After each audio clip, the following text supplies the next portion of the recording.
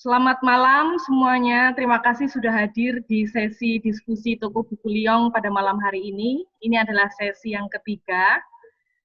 Toko Buku Liyong adalah proyek kolaboratif antara kurator Adelina Louvre, Rumania Indonesia, dan seniman Danili Brasil Indonesia. Proyek ini pada awalnya dipersiapkan untuk dipresentasikan melalui format pameran di ruang galeri Cemeti, namun kemudian kami putuskan bersama untuk dialihkan ke dalam format daring yang difasilitasi oleh Cemeti Institute. Pengalihan format ke dalam daring ini bukan sekedar pertimbangan praktis oleh karena pandemi, tetapi juga sebagai cara untuk bereksperimen dengan bentuk-bentuk ekspresi visual hibrid sebagai pameran, publikasi, dan juga sekaligus karya seni untuk menciptakan aksesibilitas transnasional dan multibahasa. Seperti yang bisa dilihat di website Toko Buku Liyong, di sana ada versi bahasa Indonesia, Inggris, dan juga Portugis. Sebelum menyambung nanti ke pembicara kita malam hari ini, saya perlu menyampaikan bahwa diskusi ini akan dilakukan di dalam bahasa Indonesia, dan saya, Agnesia Linda Mayasari, Direktur Cemeti Institute, akan menjamu Anda sekalian dan sekaligus menjadi moderator pada malam hari ini. Selain disimak melalui ruang Zoom ini, diskusi juga akan disiarkan secara langsung pada Facebook page Cemeti, dan diskusi ini akan di-record, nantinya akan diunggah video dokumentasinya di dalam website Cemeti dan juga kanal YouTube.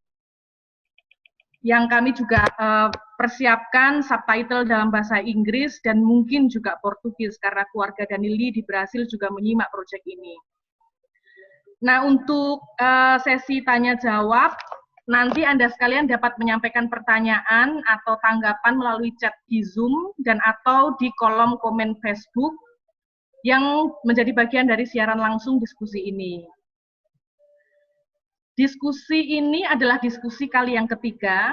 Diskusi yang pertama telah diselenggarakan 2 malam yang lalu pada tanggal 26 Agustus, di mana Adelina Louvre dan Danili menyampaikan seluk-beluk penelitian dan dengan sistematis menyisir kembali proses yang telah mereka berdua lakukan di dalam menyusun proyek seni ini. Sesi kedua berlangsung tadi malam, menghadirkan Brigita Isabella membahas tentang pencarian personal dan politik lokasi, kemudian perumusan metode-metode indisiplin, serta penengahan dilema-dilema dialektis dalam penafsiran sejarah yang berbasis kategori identitas etnis minoritas di satu sisi dan semangat dekolonialisasi di sisi lain. Malam hari ini telah hadir bersama kita Bapak Seno Gumira Hajidarma yang akan secara spesifik membahas mengenai sejarah komik Indonesia era 50-60-an yang ditempatkan di dalam konteks sejarah pencarian identitas kebangsaan Indonesia, membongkar hubungan-hubungan intertekstualitas komik Indonesia dengan berbagai tradisi lokal dan konteks budaya yang lain, sekaligus meninjau 3 karakter Tarsan lokal, yakni Wiro, Jakawana, dan Mala, serta politik identitas komikus peranakan Tionghoa secara umum dari Ko Wan Ki, pencipta Put On, hingga Ganesh TH atau Hans Jaladara. Sebelum kita menyimak materi yang akan disampaikan oleh Bapak Seno Gumira, saya akan membacakan biografi beliau. Mungkin bagi Anda sekalian ini sudah tidak asing lagi. Seno Gumira Hajidarma dilahirkan tahun 1958, bekerja sebagai wartawan sejak tahun 1977, kini bergabung dengan panajurnal.com, menulis fiksi maupun non-fiksi, mendapat sejumlah penghargaan sastra. Beliau saat ini mengajar di berbagai perguruan tinggi. Penelitiannya tentang komik, Panji Tengkorak, kebudayaan dalam perbincangan, Kepustakaan Populer Gramedia 2011, bekerjasama dengan Ansar Zaki membuat komik Jakarta 2039, 40 tahun 9 bulan setelah 13 dan 14 hingga 14 Mei 1998, Galang Press 2001, dan Sukep Intel Melayu Misteri Harta Centini, Kepustakaan Populer Gramedia 2002. Menjelang terbit, ini mungkin yang juga dinanti-nanti oleh kita semua, Ngobrolin Komik, catatan tentang komik dalam 20 tahun terakhir, komik Macan bersama Tom Den, dan komik Percakapan di Ruang Tunggu bersama Sheila Roswita Putri, ketiganya melalui penerbit Pabrik Tulisan Yogyakarta. Sekarang saya mengundang dan mempersilahkan Bapak Seno Gumira untuk menyampaikan materi diskusi pada malam hari ini. Silakan Bapak. Selamat malam teman-teman. Ya, jadi judulnya Politik di Balik Komik dan Imajinasi Kebangsaan. Ini judul bersama dengan Galeri Cemeti ya. Dengan Cemeti gitu. Tadinya nggak tahu mau ngomong apa, mula-mula ngomong Wiro gitu kan. Tapi akhirnya agak jelas ya. Lebih tepatnya politik identitas dan imajinasi kebangsaan. Gitu ya. Apa sih maksudnya? Gitu ya. Jadi saya akan membagi ini dalam 3 babak ya. Babak pertama itu komik wayang untuk memperlihatkan bagaimana Indonesia itu ditafsir gitu ya. Yang paling Indonesia kayak apa sih? Nah, itu politik identitas gitu. Dan kemudian hal yang sama sebetulnya terjadi pada Tarsan itu bagian kedua, tapi pada dasarnya adalah pura-puranya riset terbaru saya lah gitu. Riset dipaksa-paksa ya. Berapa hari belakangan ini, dan kemudian soal komikus peranaan ya, ini memang topik saya lama tapi tiba-tiba jadi pas di sini ya untuk menjelaskan sekarang bukan ya tetap soal komik tapi menjelaskan bukan gambar berbicara tapi bagaimana konstruksi sosial politik itulah justru yang membentuk gambarnya gitu ya. Oke, kita bisa. Ini biasanya untuk kuliah, saya nggak mau ngajar gitu ya. Tapi cukup ya, cukup bahwa pengertian identitas itu bagi kita itu bukanlah suatu esensi. Jadi nggak kayak KTP gitu ya, pegang satu berlaku sampai mati gitu enggak ya. Itu tidak bisa dipegang, itu konsep identitas sebetulnya. Maka disebut multiple identities gitu. Contoh paling gampang misalnya Anda orang Jogja kan situ rata-rata gitu kan. Ngomong Jawanya nggak sampai tingkat Romo Inggil, katanya Islam nggak bisa Arab, suka ngomong Inggris setengah-setengah sama kayak saya gitu. Identitasnya kacau, gitu kan. Pertanyaannya, apakah benar yang kacau itu kacau? Nah, itu ya, gitu. Ya, oke. Politik identitas gitu. Meskipun teorinya seperti itu, nah, manusia tetap ngeyel. Ya, dia tetap ingin menancapkan identitasnya gitu ya. Bukan hanya Indonesia, bukan hanya manusia, tiap kelompok, tiap suku, tiap bangsa ya. Dia mau memberi nama nih gitu kan. Meskipun yang dipinjam kadang-kadang bukan karya orang, dia pakai simbol badak gitu. Ya, badak karya Tuhan kok, bukan karya orang. Dianggap itu bagian dari kebudayaan. Kadang-kadang begitu. Namanya juga politik identitas, gitu kan? Dia cari suatu bahasa yang dipercaya semua orang yang meyakinkan, gitu. Untuk itu perlu proyek, gitu ya. Proyek ini bisa berbentuk Asian Games, PON, cetak kaos, dan mengganyang kelompok lain. Nah, itu dia yang kurang ajar, gitu kan? Jadi kadang-kadang untuk menunjukkan siapa dirinya sendiri, dia harus menunjukkan beroposisi dengan siapa, yang lemah itu siapa, saya yang kuat, dan seterusnya ya, gitu. Ya, saya kira pendek saja soal itu ya. Jadi bahwa intinya identitas itu sebetulnya sesuatu yang berganda, multiple identities, tidak bisa diisolasi, tetapi gitu ya, politik identitas itu terus berlanjut dalam suatu proyek-proyek yang kadang-kadang fatal. Nah, ini kita sekarang bisa mulai dengan suatu kasus. Ya. Jadi yang lucu itu, ya, ketika di Amerika itu ada pembakaran komik, gitu ya. Pembakaran komik itu sebetulnya kegelisahan guru-guru sama para orang tua yang kaget lihat komik. Sama kayak Bapak Ibu sekarang itu kaget lihat YouTube, kaget lihat apa, takut anaknya diracuni gitu kan. Gitu. Tapi zaman dulu itu ada juga McCarthyism gitu ya, yang mengganyang hal-hal yang dianggap un-American. Maksudnya komunis, tapi lantas ya sudah ini komik kayak gini nih gitu, dianggap un-American gitu kan. Gitu ya. Misalnya dia itu seorang psikolognya agak ngawur ya, psikiater Frederick Wilhelm itu bilang, lah itu si Batman sama Robin pakai cawat gitu katanya kan, itu kan menganjurkan homoseksualitas gitu, homoseks gitu ya. Nah itu orang percaya, maka dibakarlah komik di mana-mana ya, tahun 50-an. Di Indonesia juga ada pembakaran itu ya, itu dulu Mas Arswendo mencatat itu gitu kan. Sekarang terbalik ya, golongan kiri menganggap bahwa ini kan komik tuh Amerika, komik lagi yang kena gitu ya. Nah, para penerbit kemudian, wah ini mesti punya akal ini ya kan, komik sedang laku-lakunya masa itu ya, kebudayaan populer baru gitu ya, tempat anak-anak tuh mojok sampai gelap, nggak lepas-lepas dari komik gitu. Jadi gimana caranya nih? Gini aja deh ya, kita pakai ideologi yang sudah ratusan tahun, tidak terganggu gugat, gitu, ya. Apa? Nah, muncullah. Nah, sudah wayang saja toh.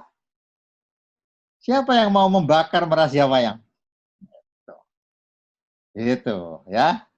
Nah, lantas muncullah era akusasi, ya.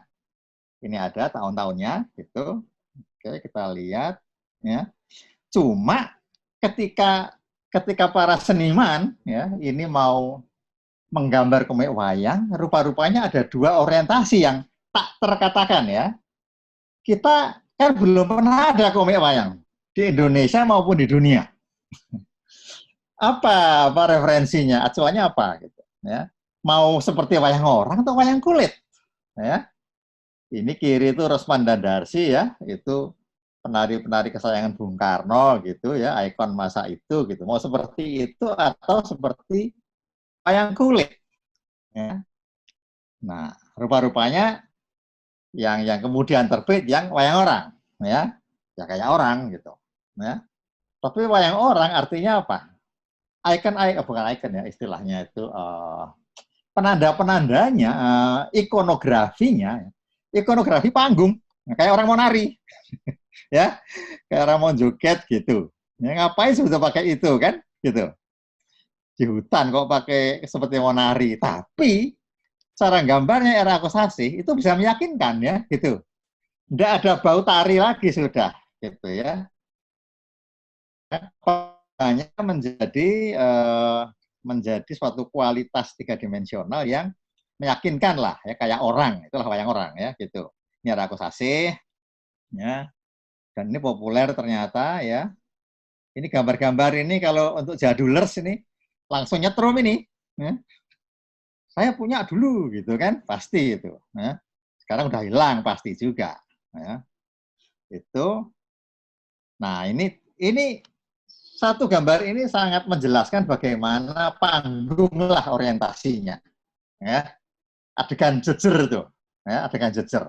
Dulu waktu saya tinggal di Jogja, saya hampir tiap malam nonton wayang orang Ngesti Pandowo. Ya. Soalnya belum ada diskotik waktu itu. Gitu. Nah ini seperti ini. Ya. Jejer itu. Dan itu adegan paling menarik ya. Berkilau-kilau kostumnya itu. Ya. Berkilau-kilau kostumnya. Nah, ini adalah yang selanjutnya, ini kompetitornya Kosasih ya. Dia sebetulnya sangat artistik ya, artistik ya. Dia mendekati wayang kulit ya, bahwa raga itu menjadi bagian dari bahasa. Gitu, ya. Raga. Nah, kemudian semenjak itu berkembanglah komik wayang. Ya. Ini genre-nya ya, banyak orang bikin dengan berbagai macam lakon, carangan.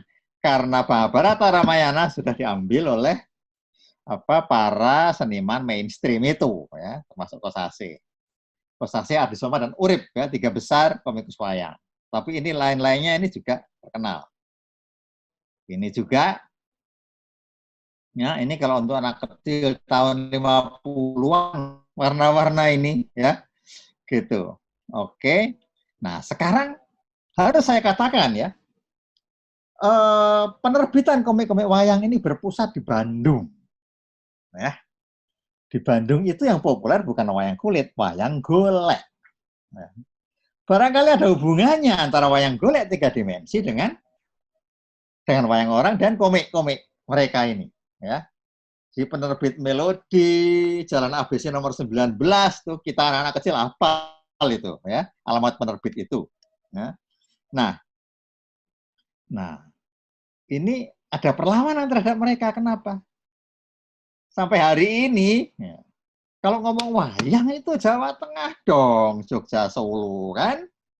Lah kok itu anak generasi muda kok bahasanya wayang, komik wayang kok bukan seperti wayang yang kita kenal. Nah, ya, maka setidaknya ada 3 sisi perlawanan terhadap pasar dominan itu. Ya. Pertama, ini nanti, okay, ya. Terus mereka lihat, menganggap komik-komik Kosasih dan seterusnya, ya, yang bagi saya itu luar biasa karena apa? Dia mampu memindahkan hal-hal yang disebut-sebut sebagai adiluhung itu, dalam pengertian itu jatahnya orang tua, kasepuan, orang dewasa, buat anak-anak itu nyambung tanpa kehilangan kualitas sama sekali. Ya. Kualitas ajaran, kualitas naratifnya semua tidak hilang dalam skillnya Kosasih itu ya sebagai pencerita. Gitu. Tapi menurut mereka itu belum dilakukan dengan baik dan benar. Nah, ini sudah mulai ideologis ya. Yang benar siapa dulu? Maka mereka bilang, pusat budaya wayang harus dikembalikan ke Jawa Tengah. Oke. Dari mana saya tahu ini? Ya, kita harus ngresek. Harus meneliti. Alias kadang-kadang kebetulan dapat ya komik jadul. Perhatikan. Ya. Kita kalau nyari ideologi itu memang bisa membongkar teks ya, korpus teks. Tapi juga bisa kita meriksa yang di luar teks ya, ekstra teks. Apa itu pengantarnya? Lihat pengantarnya ya. Nanti saya edit itu dan kanan adalah contoh komik wayang kulit nih covernya. Nah, kebetulan saya dapat ya. Lihat. Ya. Ini saya ambil dari pengantar tadi yang kecil-kecil tulisannya. Dia sebut dalam masyarakat Jawa, lihat. Ya. Tahun 56 kita baru 11 tahun merdeka ya, gitu. Suku masih sangat penting ya. Ya, bukan hanya dia bilang penting wayang, dia sebut ya itu satu bagian hidup sehari-hari suka dipisah satu sama lain. Bayangin. Apa enggak sama dengan agama kalau enggak lebih, ya? Gitu. Ya. Kedua, dia sebut nih bukan sekedar pertunjukan. Ya, mengandung bermacam teladan. Nah, siapa sekarang yang punya anak umur 6 sampai 10 tahun, tahu siapa itu Dorna Sangkuni Werkudara? Nah, kan? Ini penting ini, ya. Oke. Nah, sekarang diklaimnya, ya. Teks itu semestinya bahasa Jawa. Gitu kan? Seperti ditunjukkan oleh komik wayang kulit tadi. Karena rasa keindahan seni wayang akan lebih terpelihara. Nah, jadi saat itu bahasa Indonesia juga masih belum akrab nampaknya, ya, yang punya Kosasih itu, gitu. Mereka menganggap Jawa ini keindahan seni wayang lebih terpelihara. Nah, kita lihat kan, nah ini barangnya. Lah ini kan tidak sembarang pelukis bisa bikin beginian kan, gitu. Tapi juga perhatikan, gambar boleh bagus, bahasanya. Wah, ini bahasa dalang. Ini teman-teman di Jogja aja masih mikir-mikir baca ini nih. Apa sih maksudnya itu gitu kan? Minangka sesulihipun apa itu? Wah, saya aja mesti sebelah saya ada kamus kali ya, meskipun saya dibesarkan di Jogja gitu ya. Tapi ada keasingan lah di sini ya. Gitu ya. Seperti ini. Sebetulnya kalau hari ini kita ngelihat ini canggih, antik, ya kan, eksklusif. Tapi saat itu tidak ada yang ambil nampaknya ya. Buktinya saya baru tahu sekarang, ya, gitu. Ya, bahasanya sangat Jawa, sementara Kosasih bahasa Indonesia, ya, sehingga semua orang, termasuk orang Jawa, orang se-Indonesia bisa ngikutin Kosasih itu, gitu. Nah, siapa sih Sulardi yang gambar ini? Lah terang aja wong dia suka gambar pawukon ini, ya, gitu, ya. Jadi lihat kubu, ya, kubu kebudayaan macam apa gitu yang punya proyek identitas seperti ini ya, gitu. Ya. Nah, ini adalah satu alternatif ya kan? Bahwa ada orientasi panggungnya, maka gambarnya kayak geber. Ya, ya, ini ada juga. Yang penting saya mau perkenalkan sebetulnya adalah pengantar penerbit ya, di mana semua ideologi itu terbaca dengan sangat eksplisit di sini. Ya. Perhatikan siapa yang mengeluarkan ini. Perdamilda, mil adalah militer. Oh, ya. Jadi semenjak dulu militer sudah berpolitik ini, ya ngomong soal komik, ya gitu. Bayangkan disebut wayang terjadi sungguh-sungguh pada zamannya, bayangin tuh, ya kan? Gimana merasuknya ini, ya. Dan lihat, komik yang beredar tidak mengesankan, ya, menurut selera dan belum sesuai dengan buku peninggalan nenek moyang. Dia kan mau bilang semua komik wayang terbitan Bandung, ya, Jawa Barat salah. Ini sudah jelas ini, ya.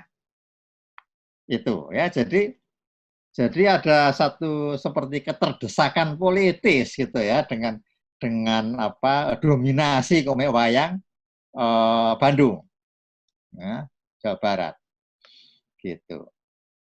Maka dia bilang bahwa kami merekomendasi gambar wayang kulit itu karena soal itu ya, gitu ya, menjaga, mengawasi dan segala macam itu untuk mengeluarkan yang sesuai. Bahkan dia sebut komik dari luar karena meracuni jiwa bangsa kita. Ya, waktu itu pun sudah ada impor-impor ya, gitu. Ya, ini kita khas ini ya, tidak cocok dengan kebudayaan kita kenal nih gaya-gaya gini nih ya. Sedang gandrung-gandrung akan jayanya kebudayaan kita ya. Jadi satu pengertian kebudayaan yang sempit ya, gitu. Ya. Oke, nah ini contoh mereka adalah kalau kita lihat ini mengacu pada kalau saya ya geberwayang ini, ya geberwayang itu di belakang panggung itu. Nah ini ada lagi pengantar yang lain. Kita langsung skip ke sini. Nah, lihat penuh dengan apa ya? Kalau kita belajar sastra di SD itu bertendens ya, penuh tendensi gitu. Nah perhatikan zaman ini politik sedang anget ya, maka ini mengacu kepada Usdek. Apa sih Usdek diambil K-nya? Kepribadian Indonesia gitu ya. Perhatikan di sini ada sosialisme. Nah, ya. Itu ya. Oke, ini manifesto politik. Bayangkan, berdasarkan ini lahir komik wayang kulit ya atau komik ini tadi ya yang berpanggung tadi gitu.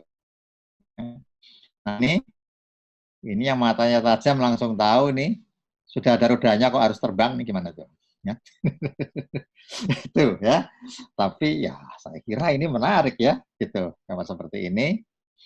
Nah, pada saat itu ya ada yang disebut komik wayang Medan.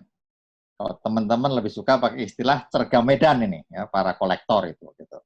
Memang itu fenomenal ya, fenomenal karena mereka merasa gitu bahwa kebudayaan itu bukan cuma Jawa gitu, tapi yang laku kan Jawa, komik wayang gitu. Ya, jadi mereka itu juga kalau dalam istilah Hollywood sekarang melakukan kanibalisasi. Ya. Jadi Sutesna, Sungkawa, Sucanda, Hidayat ini semua sebetulnya dari Jawa. Ya, gitu ya. Mereka minta untuk terbit di Medan. Ya. Jadi ini betul-betul faktor komersial ini. Ya. Kita lihat komik-komiknya. Ya. Kurang dikenal di sini, tapi dia fenomenal ya. Oke. Ya, tentu banyak carangan karena Mahabharata Ramayana sudah diambil ya. Nah, ini sekedar kembali ke teori gitu ya. Ya, kita lihat satu apa? Pergulatan antar wacana ya. Yang dapat kita tandai dalam proses hegemoni gitu, ya. Jadi kita angkat abstraksi dari soal-soal konkret di komik wayang itu sebetulnya berlangsung sebuah proses hegemoni ya, pertarungan untuk menegaskan siapa sih yang kebudayaannya paling benar ini ya. Ya, semua itu merasa paling sahih mewakili Indonesia ya. Tapi karena Indonesianya belum ada, taunya kebudayaan masing-masing. Nah, itulah ya. Tapi kita lihat tadi ya, Kosasih itu dia menemukan satu bahasa baru ya gitu. Nah, ini dalam kasus ini kita lihat satu kombinasi antara wayang orang dan wayang kulit, ya, gitu. Jadi dia seperti wayang orang, Ratmoyo ini, ya, perhatikan tuh tahun 66, ini sudah ada proses pematangan, ya. Nah, ada format 2 dimensional wayang kulit dalam bentuk wayang orang 3 dimensional. Gambarnya 3 dimensi, tapi muka-muka ini si Garayang Petro ini kan 2 dimensi, ya, gitu, mengacu wayang kulit, ya. Juga karakter ini adalah karakter ornamen klasik, ya, wayang kulit, ya. Seperti ini juga, ya. Dan proporsinya kan raksasa kayak gitu, saat gini itu proporsi wayang kulit, ya. Ingat aja itu kalau wayang kulit itu yang paling kanan Kumbakarna itu kan tinggi sekali kan, gitu, seperti ini, ya. Tapi ini di komik, ya. Jadi sekedar kita lihat bahwa bukan hanya ada dominasi, ada juga negosiasi. Ya sudah, ada wayang orang, ada wayang kulit dalam gambar ini, ya. Oke.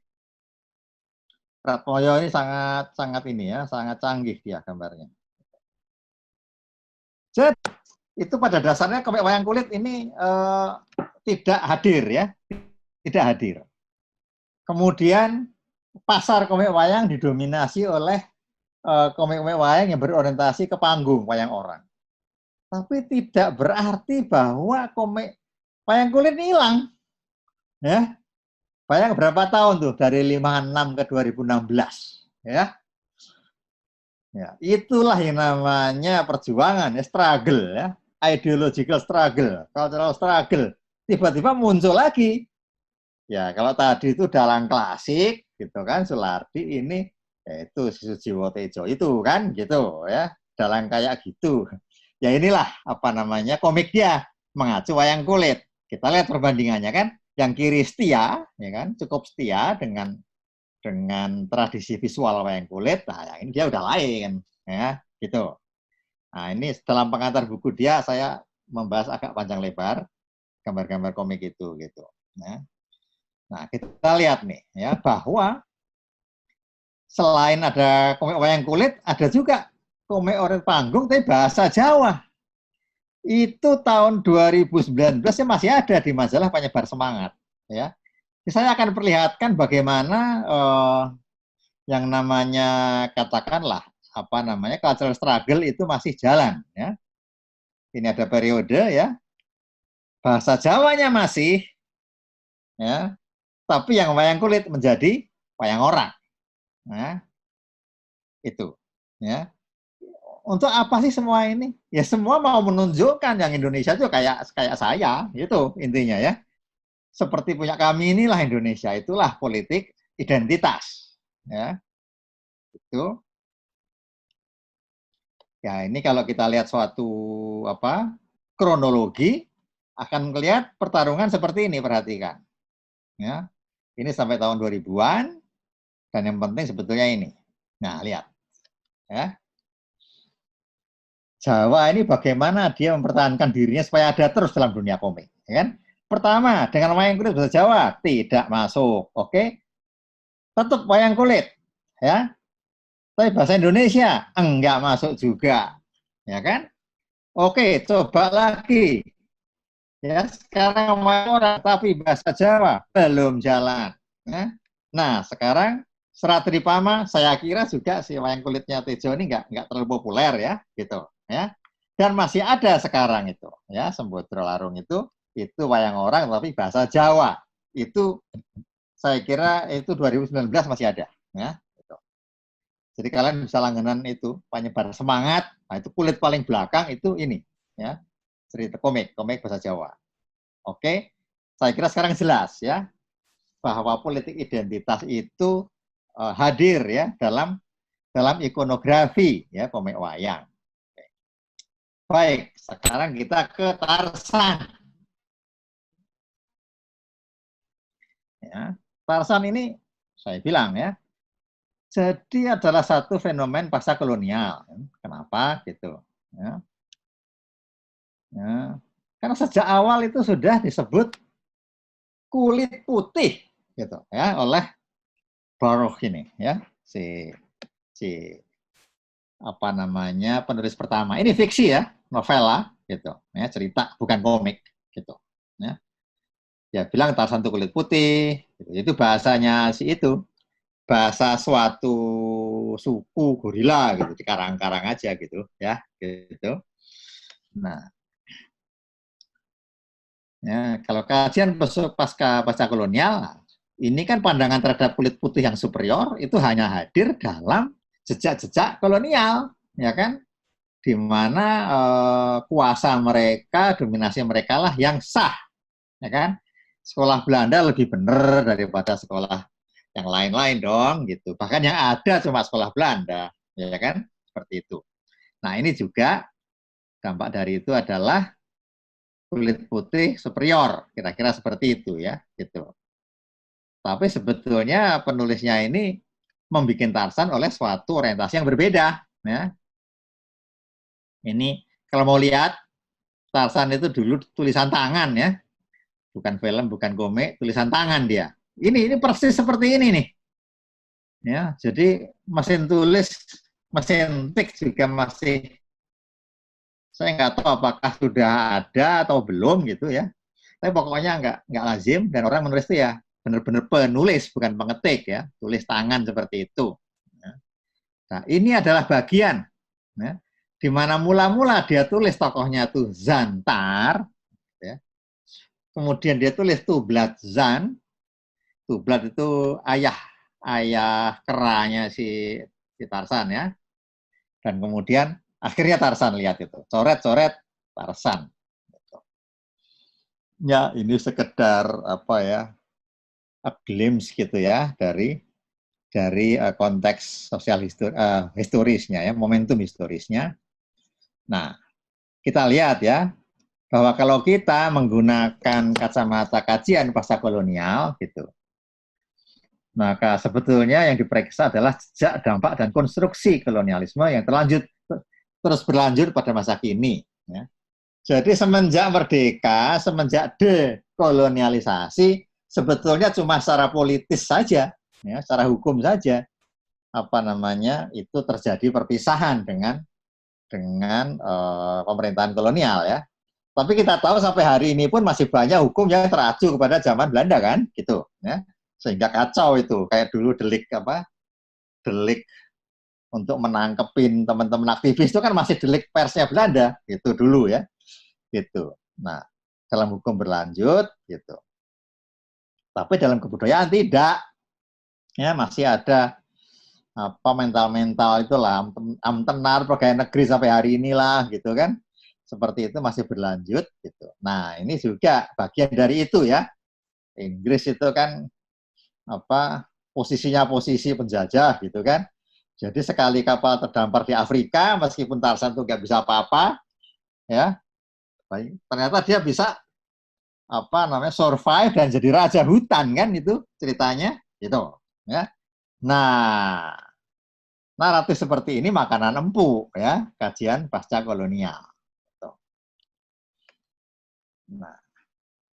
Nah, bagian dari kajian pasca kolonial itu adalah konsep ya diaspora. Apa sih diaspora itu?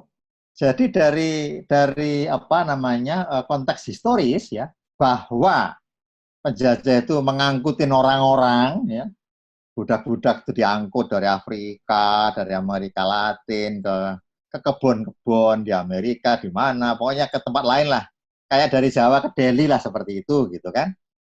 Dan tidak pernah kembali dan membentuk masyarakat sendiri terus sampai merdeka gitu kan. Ini apa namanya sejarah seperti ini membentuk sebuah kultur, sebuah budaya. Pulang sudah tidak merasa berumah di tempatnya, dia masih minoritas gitu ya. Nah, ini kan tidak hanya terjadi dengan apa namanya katakanlah kawan-kawan kulit hitam ya, terjadi juga dengan apa namanya misal peranaan Tionghoa kan gitu ya, mereka tidak datang sebagai kuli, bukan, mereka migrasi ya, memang pindah sendiri ya gitu. Jadi perpindahan besar-besaran dari Tiongkok Selatan itu ke selatan termasuk ke Indonesia, dan itu mau pulang sudah bukan rumahnya di sini sampai hari ini masih aja terus dilain-lainkan gitu. Nah, itu ada satu subjek dua dunia ya. Tempat dia ulang-alik terus. Jadi kita nih siapa? Kita nih padahal kita mesti jadi sesuatu kan. Tetap mereka tuh punya politik identitas gitu ya. Siapapun, dimanapun, dalam bentuk kecil ya teman-teman yang indekos mungkin merasa itu ke Jogja indekos gitu kan. Balik udah pinter, wah, kok saya nggak merasa berumah ini di rumah gitu ya di kampung gitu. Tapi di Jogja kamu tuh orang indekos gitu kan. Kamu tuh indekosan bukan Jogja asli nah, gitu ya dalam bentuk kecil itu ya. Nah, sampai sekarang isu-isu itu masih berlaku kan. Kamu bukan orang Jogja, kamu bukan orang Jawa, kamu orang mana? Nggak boleh kos di sini dan seterusnya. Nah, ya ini masalah serius ya masa kolonial ini. Karena apa? Dilakukan oleh orang-orang yang ngakunya orang Indonesia. Ya, mentalnya mental kolonial ya. Pada orang-orang di luar sukunya itu adalah orang lain. Oke. Nah, kita lihat sekarang ya. Ini mereka yang terbawahkan ini subordinated groups gitu kan melawan ya kan melawan mungkin sudah tidak pakai senjata lagi kan pakai bahasa pakai karya seni pakai kebudayaan ya gitu nah ini tidak berarti konsep perlawanan ini beres. Oh kalau gitu kalau oposisi dominan ini yaitu apa namanya diaspora itu perlawanan enggak karena penuh dengan persoalan ya. Yang namanya Homi Bhabha itu sudah merumuskan dengan baik ya. Ya, dengan bukunya The Location of Culture ya. Dia sebut itu misalnya apa namanya itu kayak pendekatan mimikri ya. Yang subordinate group cenderung meniru yang di atasnya misalnya kan gitu. Dia budak tapi ya kalau pengen diakui pakai dasi gitu, mimikri gitu ya, gitu. Sepertinya beres untuk usaha membuang itu gitu kan kayak jazz gitu kan ini kok ada piano ada trompet ada apa nih ya kan dalam revolusi sosial ditinggalkan kita pakai mainkan semau kita jadilah itu jazz yang paling pentalit itu kan gitu ya nah sebetulnya apa ini menjadi makin rumit ketika yang namanya Stuart Hall bilang jangan lupa bukan hanya itu ya, ada faktor kelas membuat perbedaan keterpecahannya itu makin tinggi, ada faktor gender, ya kan, ada faktor ras. Wah, semakin rumit sehingga kita bisa bilang sulit dirumuskan. Ya. Gitu. Tetapi ini terus berlangsung. Terus berlangsung. Artinya apa? Seperti saya bilang, kalau gitu kita sebut mereka new ethnicities. Ada jenis etnik baru yang tidak perlu ya, homogen, tidak usah dilihat secara monolitik konsep-konsepnya. Ya mosaik kecampur aduan, keterpecahan itulah identitasnya, gitu. Ya, jadi jangan bingung, gitu. Ya, karena anggota kelompok ini bisa aja 2 orang, 3 orang. Kenapa tidak? Kenapa harus 100.000? Kenapa harus 1 juta? Gitu. Ya. Gitu. Nah, sekarang itu bukan hanya orangnya, imajinasinya juga bermigrasi. Nah, kita lihat ya, bahkan ini Tarsanya sendiri tidak pindah, tapi dia diadopsi, dipanggil gitu kan, digunakan meskipun sepertinya ada tendensi komersial, tapi dalam apa yang disebut financial economy berlangsung cultural economy. Ya. Siapapun yang beli itu bukan karena murah, ada sesuatu yang menarik mereka secara kultural, gitu ya, itu ya yang ditentukan oleh paling tidak 3 faktor itu, ya, itu faktor antara pleasure, ya kan, yang buat mereka pleasure itu meaningful, pleasure dan meaning ini apa namanya bersaling berulang-alik gitu ya, saling memaknai. Dan yang ketiga social identity, ya gitu. Ini komik saya, gitu seperti musik ya, dangdut, oh itu punya saya, oh bukan, kalau saya ya Java Jazz dan seterusnya ya gitu. Jadi politik identitas itu bermain juga dalam apa? Dalam konsumsi. Nah, jangan lupa tuh. Dalam konsumsi kita sebetulnya memproduksi makna. Nah, gitu. Makanya bukan hanya penggambar komik yang penting, justru konsumennya, pembelinya, pembacanya sama penting. Karena dengan mereka ngambil itu, membaca itu, ya kan? Dalam hal komik, mereka membaca sampai cahaya hilang, gitu kan? Di pojok. Nah, itu karena suatu produksi makna mereka sendiri. Ini kayak seperti maunya saya. Oke? Nah, kita lihat ini ya. Dalam ini saya menandai sebetulnya kemiripannya gitu ya. Kemiripannya matanya itu saya kaget tadi kok nggak ada hitamnya yang kanan itu. Ternyata aslinya juga begitu ya. Jadi ada fierce eyes gitu ya dalam kasih-kasihan itu. Di Tarzan itu gitu kan. Dia nggak sekedar orang hutan gitu loh ya. Gitu. Seperti itu karakter diambil gitu. Tampaknya memang mengejar kemiripan, tapi kita lihat bahwa mengimpor itu sebetulnya memberikan satu warna lokal juga, ada politik identitas juga gitu. Kalau ini Tarzan Indonesia, ya. Nah, sekarang kita kembali ke Medan, ya. Kita sudah lihat tadi masalah politik dalam wayang, gitu kan? Bagaimana Jawa itu, Jawa Tengah seperti apa namanya, dengan Barat. Yang ini tiba-tiba yang tampaknya apolitis, ya, ternyata kita bisa menunjuk sesuatu yang boleh kita anggap politis ya. Ada Jawa Nesos. Kita tahu Indus Nesos kan? Gitu. Ya. Pulau Jawa artinya. Memang tidak ada itu versus Sumatera atau versus Medan. Gitu ya.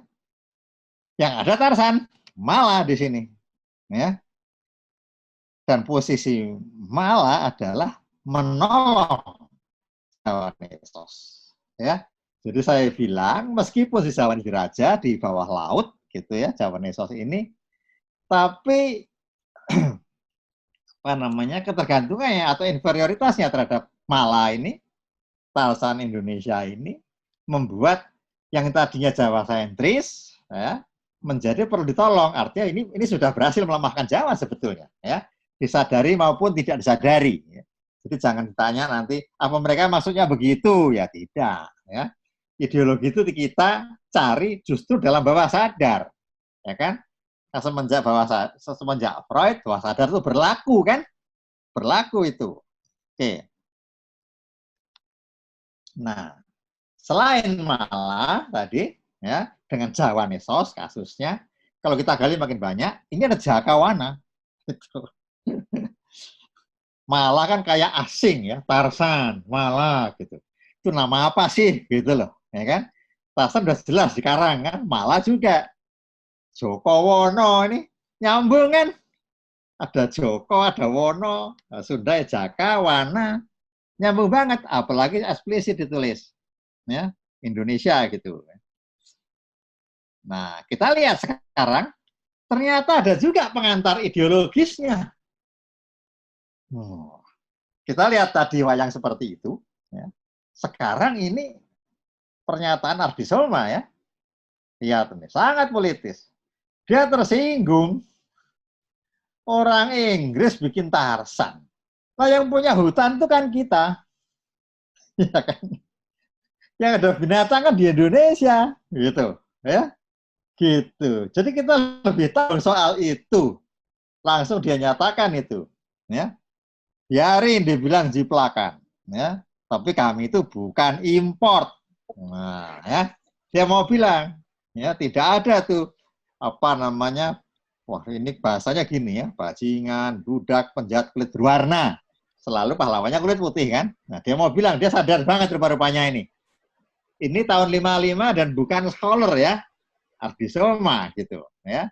Tapi kesadaran ini ada ternyata kan? Gitu. Oke. Kita lihat usaha-usaha mengindonesiakannya. Ya. Anak pegawai jawatan kehutanan, gitu kan? Gitu. Sama sih anak-anak keratak berekor itu apes itu ya, gitu. Ya. Tapi kita lihat nih, dia mau asli, bapaknya kok si bapak ini kehilangan bayi ya, kehilangan anak kecil ya, si Kohar yang jadi Jakawana ini gitu. Lihat, ini kan anu banget nih, tuan kebun ini ya. Tuan kebun kolonial, topi, sepatu, dan ininya, baju safarinya itu, gitu kan. Gitu. Ini biasanya tuan-tuan Belanda gitu, kalau mereka kebun. Ya, gitu.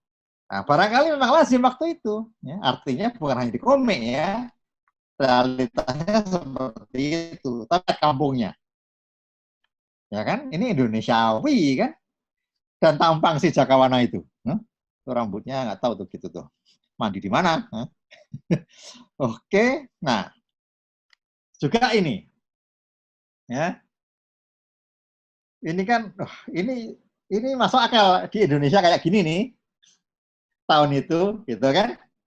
Gumunan. Meskipun katanya ojo gumunan ya tetap aja gumunan. Gitu kan. Gitu. Ya.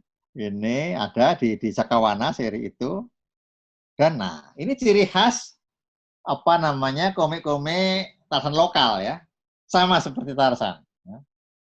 Maka saya bilang, meskipun semangat ideologisnya seperti itu, selalu kembali terjebak ya dalam stereotip soal harta karun, ya, ada mad scientist ya, ilmuwan gila gitu.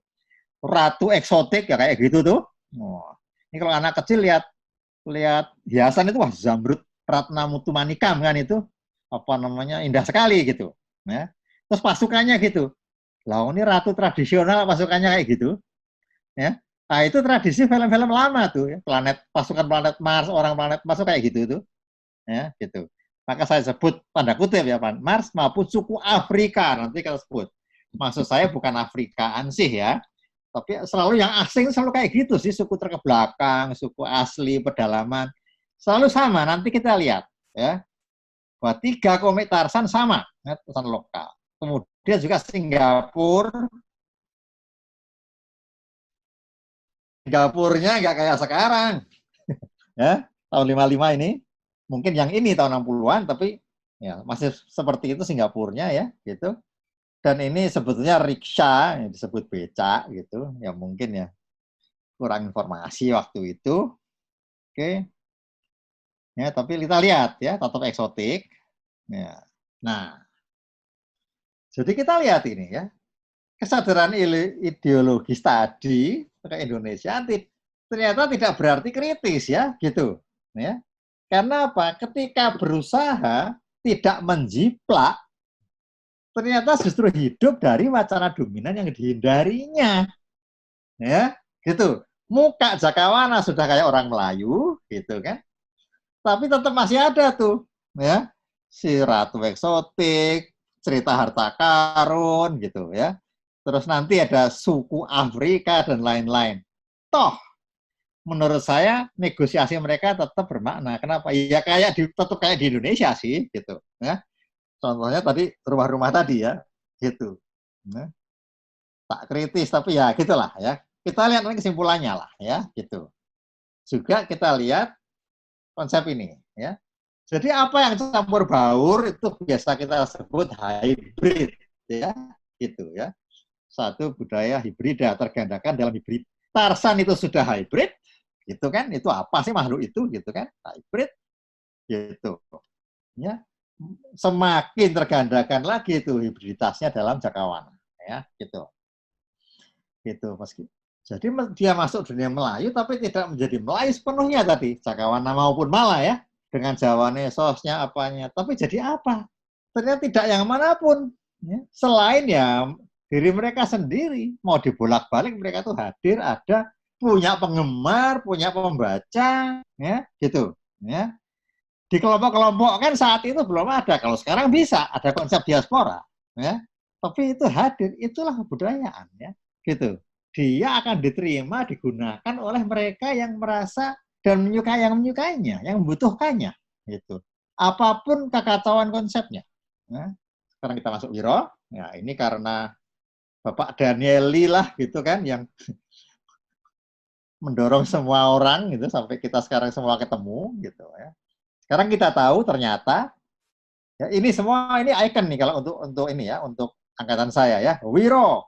Semua orang langsung nyambung biasanya. Kita memakai kalung katapel. Nah, itu ya.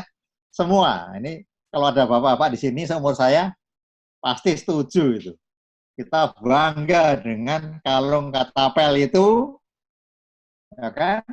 Nggak pakai baju, terus naik pohon jambu saja ya, gitu. Tapi yang bergelantungan kadang-kadang jatuh, gitu. Dan kita mengkatapel itu lampu jalanan itu ya, burungnya lincah, dikatapel lari gitu. Nah ini, ya. Nah ternyata semua kalimat yang nempel di kepala kita itu apa gambar dibikin oleh Kwik Ing Ho ya, tapi penulisnya selain Lee Jun Lim adalah Ong King Nio ya gitu. Ini info baru dari cucunya ya, Daniel Lim ya, mengatakan wah itu saya itu apa berbudaya lah gitu, bahasanya bagus gitu kan, Inggrisnya bagus juga Indonesianya gitu. Ternyata mungkin porsinya lebih banyak dari Pak Lee Jun Lim ya gitu. Makanya layak bener sekarang ini masuk ini namanya ya itu. Apa sih isinya Wiro? Apa bedanya? Gitu. Ya. Nah, dua Tarsan yang lain itu Mala dan Jakawana itu hilang di hutan, ya kan? Diculik, diambil atau tersesat, hilang, dipiara oleh apes tadi ya gitu. Jadi hilang. Kalau ini tidak, dia menghilangkan diri, ya. Dia pergi ke hutan dengan sadar. Ya. Kenapa? KDRT ini sudah ada dari dulu, punya ayah tiri ini. Ya, jadi stereotip ibu tiri sudah dibalik ini dulu, ayah tiri gitu ya, gitu. Sudah dibalik. Ya. Jadi dia menghilang ya ke hutan. Memang itu pilihannya, karena dia dari kecil baca komik Tarsan. Nah, ya. Dan punya monyet kan, pada gambarnya itu. Nah, kita lihat. Sebetulnya posisi baca komik ini, ya, dan kemudian dia nanti nonton film Tarsan, itu suatu permainan politis juga, meskipun tidak disadari ya. Ya Tarsan cuma dongeng. Dalam komik, dalam film, Wironya nyata. Meskipun dalam komik juga ya. Tapi kelasnya lebih tinggi dong.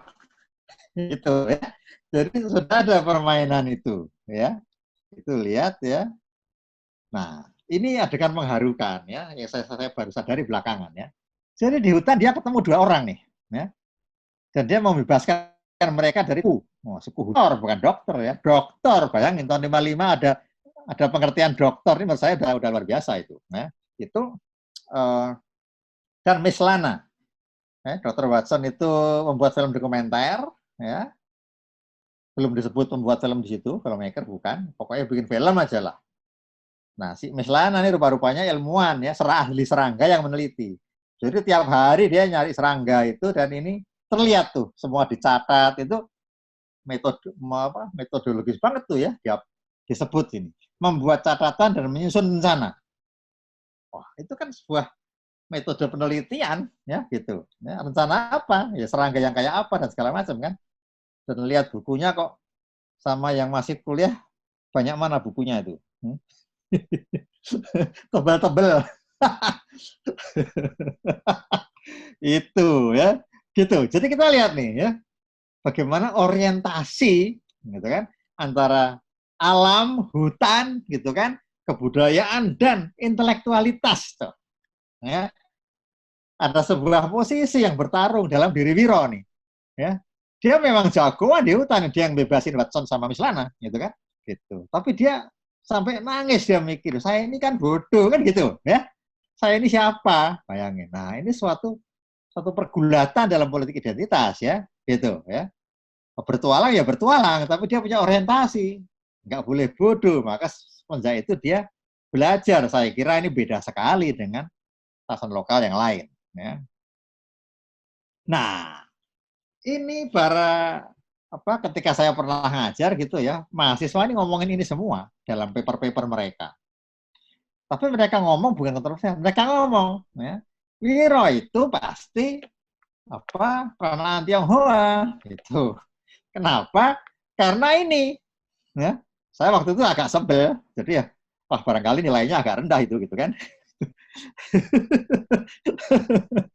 Tapi sekarang oke, saya tidak mengaku ya, tapi itu pengamatan bagus ya. Cuma gini, kalau itu dihubungkan dengan peranaan Tionghoa, kenapa yang beli ini semua dengan tenangnya beli? Ya, daging babi hutan. Ya, ya, ada satu krisis itu. Kan mestinya Muslim lah ini, kan? Apa beli gitu. Ya, ini juga lagi nih, ya, lihat. Ini 2 kali dia jual apa, makan dan jual babi hutan. Ketika celananya sobek-sobek, dia mesti beli kan? Dia tangkap dulu, dia jual, ya. Dia jual ini. Lihat, semua berpikir, lihat rumah-rumahnya itu, gitu, ya. Gimana kita menerima ini? Ya kan? Apakah bilang salah? Oh, nggak bisa, sudah ada. Dan pasti ini nggak ngarang, ada dasar. Gitu. Menurut saya, bisa saja orang itu Muslim, biasa makan itu, apalagi di pedalaman. Ya, gitu. Kalau nggak percaya, lihat itu ke mana, ada warung-warung sengsu.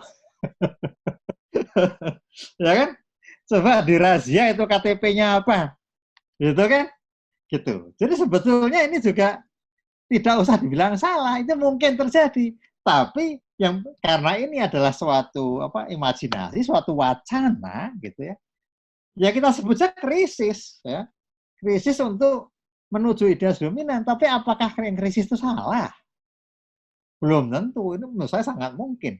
Apalagi dalam keadaan kurang gizi, perlu gizi banyak, terpencil di hutan, gitu ya. Saya tidak yakin ini karena kemiskinan informasi. Ya, saya tidak yakin. Ya. Menurut saya zaman itu ya kan belum ada radikal-radikalan toh. Ya, cara orang menerima agama itu berbeda menurut saya, gitu ya. Mungkin lebih realistis, ya, lebih realistis. Ya ini hanya diskusi aja ya. Oke. Nah ini juga ya satu stereotip klasik gitu. Asal ketemu suku, tariannya lonjak-lonjak gitu. Ini suku yang berbeda-beda, selalu gitu, kayak trans gitu. Dan saya kira di Indonesia satu pun tidak ada ya gitu. Nah ini termasuk terdominasi oleh satu stereotip komik-komik Tarzan ya, gitu. Nah, selalu asal pedalaman itu mesti orientasinya Afrika, mungkin Indian ya. Pokoknya satu stereotip atau bias ya, bias bahwa kayak gini lah. Ya. Kalau kita sekarang lihat ekspresif kan, gitu. Ya. Karena ini bukan hanya di Wiro ya, di Malang dan Jakawana sama. Ya, ya penduduk pedalaman asing itu selalu digambarkan kalau dia tidak eksotik ya buas. Ya, ditunjukkan kode-kode yang menunjukkan mereka itu tidak modern. Sebetulnya kan itu candi yang ada ular kobranya itu kan sangat wah, itu kan luar biasa kalau ada ya gitu. Dan menunjukkan kebudayaan tinggi, tapi waktu itu enggak. Waktu itu maksudnya mereka orang lama, tidak modern, bukan kota. Gitu, ya. Penduduk asli disebut malahan. Gitu, ya. Yang kiri, bukan hanya asli, sebut saja berhala itu kan, gitu, menyembah api. Ya. Di frame lain ada juga nari-narinya itu ya, gitu. Jadi kita lihat ya, bagaimana usaha mencari identitas, ya, malah tetap aja yang lama itu ada, gitu. Ya. Dan itu juga berlaku hari ini. Ya. Maunya eksklusif, ayo cuman ngambil wacana dominan abad 15 gitu kan, ya kasihan banget gitu kan. Gitu. Nah, jadi pendekatan lama, paham lama itu kayak krisis identitas ya, gitu ya dalam tanda Tarzan. Maunya jadi Indonesia kok kayak gitu ya. Ya, karena kebergandaannya diterima sebagai retakan ya antara Wiro, Pici, babi hutan, gitu ya, suku Afrika dan seterusnya itu, ya. Kemudian bergurunya ke barat dan seterusnya, retakan ya dalam konsep Indonesia, ya katakan gitulah, atau konsep yang diperjuangkan. Ya. Ya, tapi ternyata yang namanya teori kebudayaan itu berkembang. Ya, tidak berlaku lagi itu kebudayaan yang bisa diisolasi gitu ya. Seperti Jawa sekarang itu kan Jogja, Solo, Tegal, Banyumas itu kan semua Jawa, tapi kan tidak pernah sama kan, gitu. Ya. Nah, dalam paham akademik menjadi seperti ini. Ya. Kita lihat konsep-konsep ya seperti in between, ya hybridity, ya borders, ya, batas-batas, criss-cross, ya lintas bersilang, liminal, sulit dirumuskan, gitu, ya kan?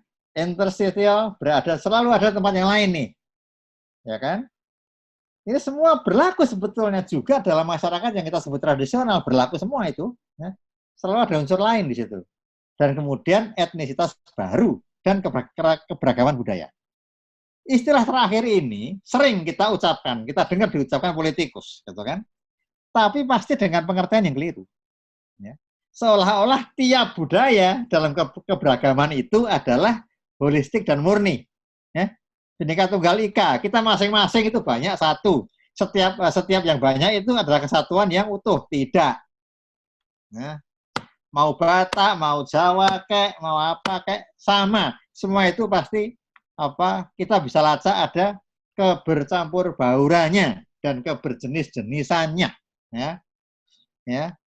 Itu sangat mudah sebetulnya, ya. Oke. Jadi jangan ngomong murni lagi soal kebudayaan, ya, gitu. Dan kemudian bagi kaum akademisi tentu, nah kita ini mesti aware, ya, sadar ada bentuk baru pengetahuan lagi, ya. Jadi udah nggak nyambung sekarang ngomong ras, ngomong rumah, gitu kan? Kebudayaan tuh rumah budaya, gitu kan? Kesenian tuh rumah budaya.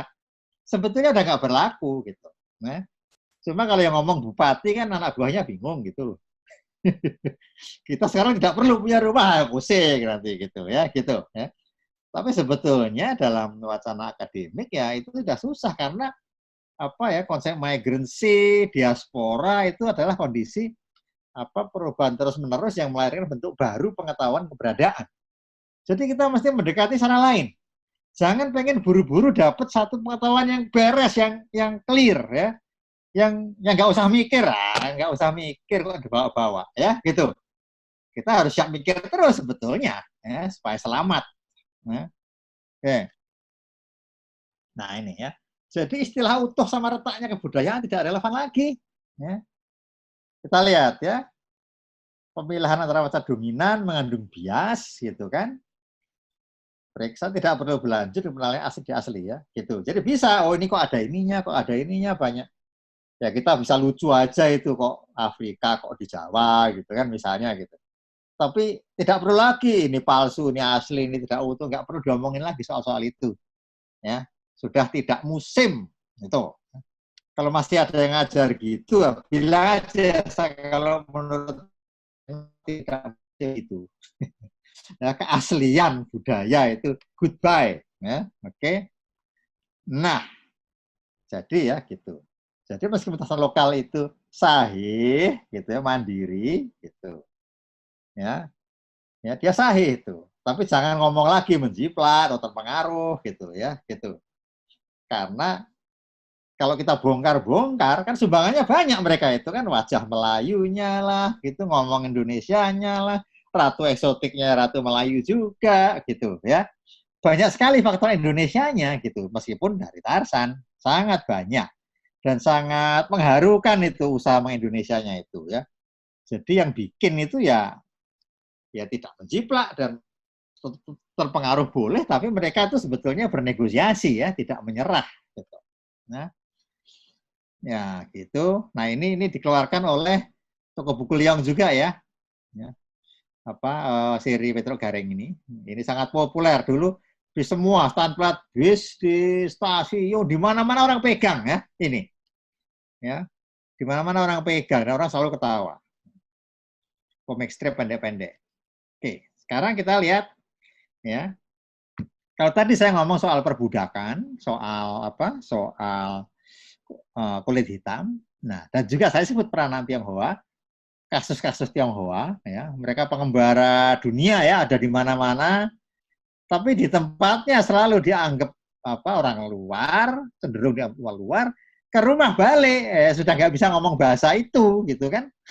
Itu sangat sering terjadi gitu. Nah, sebelum ada Indonesia dan ternyata orang seperti Kowanggi ini adalah seniman komik yang pertama dia, gitu. Ya. Kita lihat bagaimana posisi ulang-alik ini bekerja. Ya, jadi dia bekerja di Kengpo, ya, orang peranaan Tionghoa dengan bahasa Melayu pasar istilahnya. Si Put On tokohnya ini tahun 38 ada satu frame nih. Ini bukan penelitian saya ya. Ini saya kutip dari Ibu Mira Sidarta ya. Mira Sidarta. Dia yang menunjukkan ini sama saya gitu. Itu ibunya Amir Sidarta, kurator. Ya. Nah, ini lihat ya. Ayo kita minum buat Tiongkok. Nah, saat itu sedang isu pro revolusi Tiongkok ya, Sun Yat-sen. Nah, lihat ini di Jakarta loh, ya, koran itu. Gitu, ya. Nah, Indonesia belum ada. Mereka mau jadi apa? Nah, itu kuat sekali tarian tradisi rumah ini, ya. Rumah mereka ya Tiongkok kan gitu, ya. Nah, siapa yang tidak tahu Pawawan Tui gitu, ya. Jadi bukan hal baru dalam keadaan kemelut itu tahu-tahu toko-toko Tionghoa digerobyok gitu kan. Nah, jadi mereka dalam kacau revolusi ini membentuk pasukan sendiri. Nah, ini jago-jago kungfu ini kali ya gitu. Mereka pasukan yang menjaga pertokoan rumah-rumah teman-teman peranaan Tionghoa gitu kan. Gitu. Pasti terus genteng itu kan, gingkang ke sana gitu. Nah, ini Pawawan Tui namanya pasukan yang ini diresmikan Belanda. Kenapa ya Belanda masih perlu kan untuk memecah belah gitu kan. Lihat, mereka kan pro kita gitu. Ada rapat di Pawawan Tui gitu. Nah, gitu. Jadi lihat ini 45 proklamasi tapi masih ya urusannya Pawawan Tui ya. Nah, realitas politik bicara lain, 63 dia pro Bung Karno ya. Ya, ini yang oleh Orde Baru gitu kan. Kita lihat dalam politik identitas komikus peranan Tionghoa yang pertama ini gitu ya. Itu kita lihat ya satu posisi yang sulit dia ke sana kemari, padahal Kowanggi ini ideologi komiknya hanya humor, hanya mau melucu aja ya. Ketika diwawancara oleh Arswendo dia bilang Om ini cuma mau menghibur saja, tidak melukai orang gitu. Toh tanpa sadar kebawa tetap gitu ya. Ini kan adegan yang tidak ada lucunya. Nanti untuk ke istilahnya kalau orang humor itu ke pukulan akhirnya itu ya lucu gitu ya. Akhirnya lucu, tapi ini bagian nggak lucunya. Nah, serius kan? Yang serius ternyata politik. Ya, gitu. Saya lupa istilahnya apa di humor tuh, komedian tuh. Pokoknya kata terakhir yang lucu gitu ya. Oke. Nah, sekarang gini. Setelah 65, 67 itu kan ada satu diskriminasi ya terhadap peranan Tionghoa. Diskriminasi. Ya. Salah satunya adalah nama saja suruh ganti. Ya. Sebetulnya sekarang bisa mikir kan kita, sampai nama aja suruh ganti loh. Memang nggak dipaksa. Ya. Tapi mereka ya ganti karena ada situasi yang 66 kayak gitu, 65 kayak gitu kan. Dan PP 10 ya, bahwa kelompok minoritas non Indonesia itu tidak boleh berdagang, itu hanya berlaku untuk tidak untuk yang lain-lain gitu. Nah, ya, kita sudah tahu ini klasik ya, keluarga klasik kisah klasik ya. Arif Budiman itu memilih ganti nama, tadinya Suhojin, tapi Suhogi, nah yang difilmkan itu Gi, tetap Suhogi gitu. Itu sebuah keluarga sama idealisnya loh gitu. Ya, jadi orang milih nama bisa aja karena idealisme ya. Contohnya Arif Budiman gitu. Ya.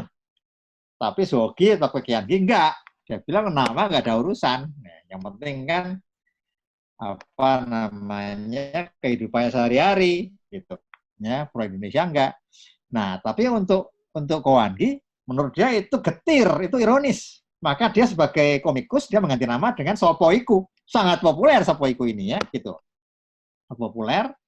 Yang terkenal itu Detektif Bolong Jilu, ya, 013, sama Nona Agogo, ya. Itu feminis zaman dulu itu, Nona Agogo. Nah, ini kita lihat ya, bahwa ini ditunjukkan dia juga bisa, dia ngerti wacana perlawanan sebetulnya. Ya, ngerti sekali.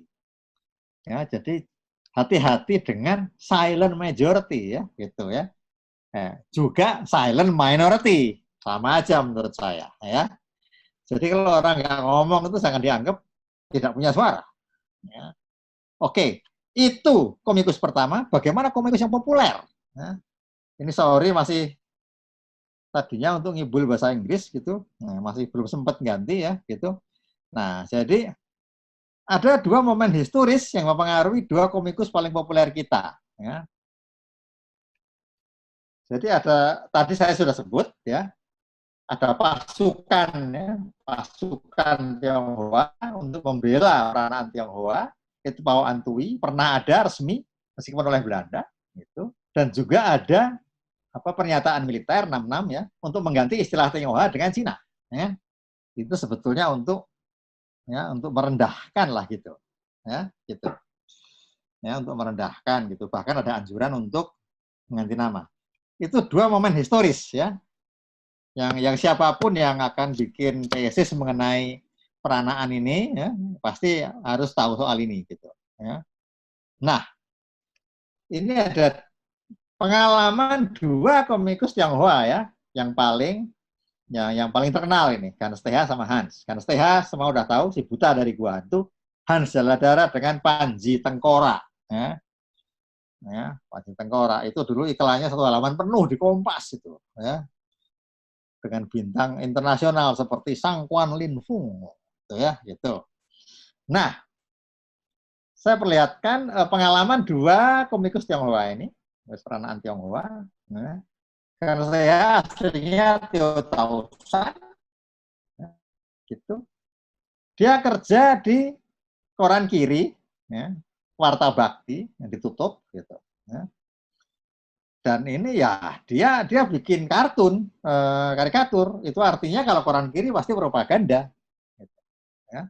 Padahal kemudian setelah tahun ini kan itu dikejar-kejar semua. Jadi traumatik buat dia ya. Padahal dia kerja sebagai komikus saja kan tentu gitu. Ya.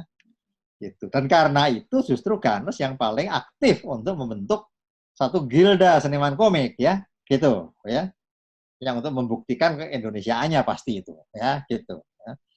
Jadi dia mendukung komik harus disensor gitu kan, demi pemerintah Orde Baru itu ya, meskipun dan dia menyatakan bahwa cerita gambar itu tidak politis itu. Jadi kita lihat Ganes itu aktif dalam IKASTI ada sebabnya ya, gitu. Ya. Kemudian nah ini contoh ini dia. Contoh ini dia ya. Jadi dulu ini Lekeran lain mengganyang majalah sastra, Humanisme Universal, Manikebu gitu kan. Tahun 64 ini kita perhatikan. Ya. Sekarang kan Lekera posisi yang harus dibantu kan gitu. Dulu seperti itu image-nya ya. Gitu. Oke. Nah, sekarang kalau Hans, ya, Pak Hans ini nah, dia pernah mengalami ini eksodus. Ya. Keluarganya eksodus dari Jogja ke Kebumen karena kerusuhan ya. Gitu ya. Kerusuhan saat revolusi gitu. Itu dari ke Jogja dari Kebumen ya gitu. Karena dibakar ya gitu rumahnya ya oleh penduduk lokal. Biasalah itu pasti friksi-friksi yang kita sudah kenal lah ya. Asal ada apa-apa dikit-dikit bakar toko nggak ada hubungannya gitu ya. Toko atau rumah peranaan gitu. Akhirnya bahkan alam juga menghancurkannya ya di Sungai Lukula itu. Trauma satu, trauma kedua, ayahnya itu guru bahasa Inggris gitu ya. Sekolahnya tutup. Wah, itu kan pasti trauma untuk keluarga ya gitu. Karena pasti bukan hanya tutup kan, ada ancaman, ada ketakutan, dan segala macam. Oke, bagaimana komiknya? Ada dua reaksi. Ya.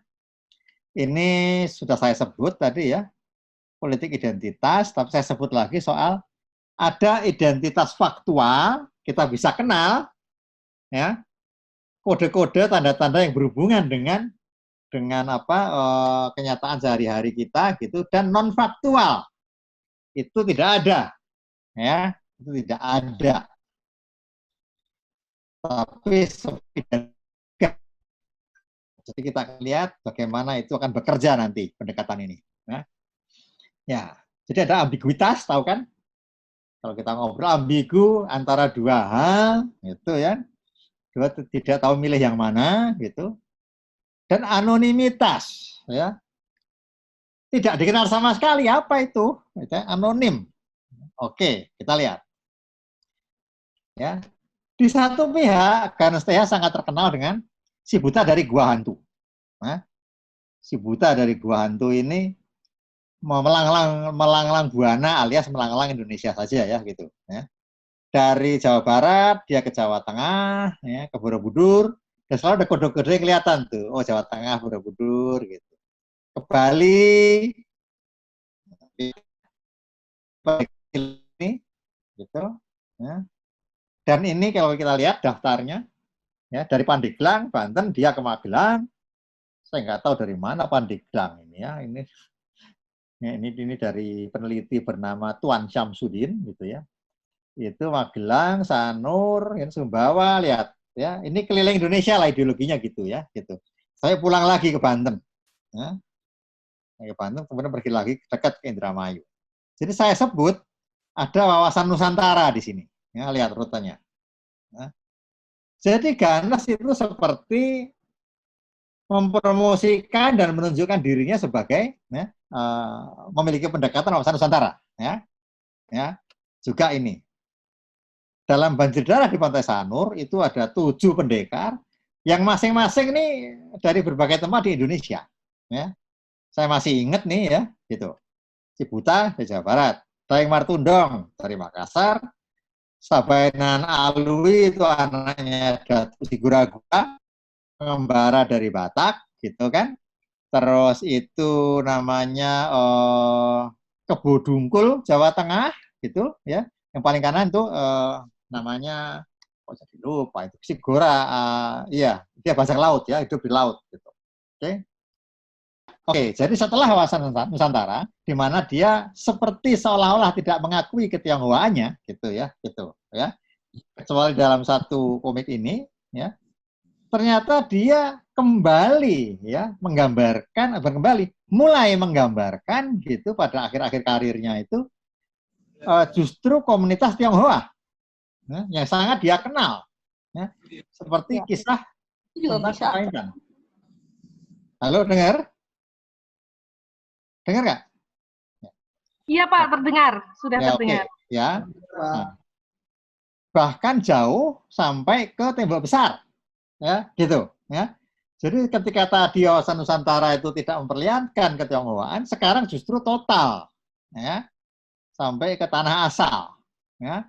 Dan dalam cerita tentang Betawi tadi, tentang Batavia tadi, kita lihat suatu diskusi mengenai, ya, mengenai Islam dan Konghucu segala macam itu, ya.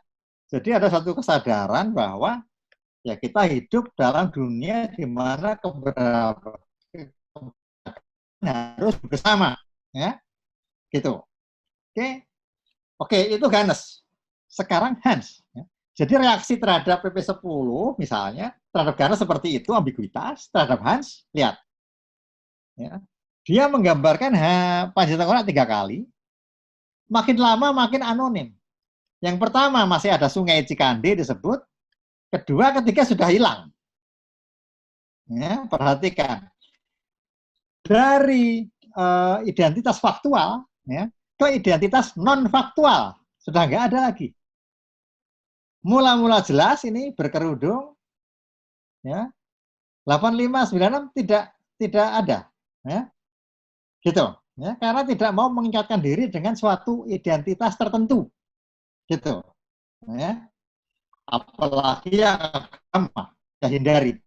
Jadi semua ini dia yang bikin, ya, karya dia sendiri 3 kali dibikinnya dan dalam 3 zaman berbeda yang menunjukkan bagaimana kebudayaan berlangsung dalam wilayah politik dia, gitu. Ya. Ini juga penggambaran bajak laut. Mula-mula seperti ini Pirates of the Caribbean, ya, gitu, jelas. Kemudian kok Jepang, tapi tidak pernah disebut tentang Jepang, hanya disebut asing. Ya, gitu. Cara penggambaran kuburan. 68 masih jelas, oh ini kayak nisan-nisan dimanapun. Ya. 85, 96 sudah hilang. Kita nggak pernah lihat kuburan kayak gitu, kecuali dalam komik ini. Ya, gitu. Bahkan ini tempat apa, di mana, gitu. Ya. Anonimitas. Ya. Jadi, gitu. Menurut saya, gitu. Karena kebijakan ambivalens, ya, bahwa peraturan yang berlaku untuk penduduk WNA hanya diterapkan secara diskriminatif terhadap peranaan Tionghoa, gitu ya, itu menjadikan gitu, ya, komikus Tionghoa itu bisa peranaan Tionghoa itu bisa bermacam menjadi dua hal. Pertama jadi ambigu, kedua menjadi anonim. Nah, perhatikan ya ini. Ya, kebijakan ambivalen menghasilkan respon ambivalen gitu kan. Di satu pihak ambiguitas gitu ya. Ya, antara si buta dari gua hantu dan kisah-kisah gelodok gitu ya. Nah, gelodok itu di Jakarta tempat apa komunitas peranaan Tionghoa dan anonimitas ya, di mana kode-kode yang bekerja adalah identitas non faktual, tidak ada referensinya gitu. Ya. Ya, oke, terima kasih. Sampai di situ.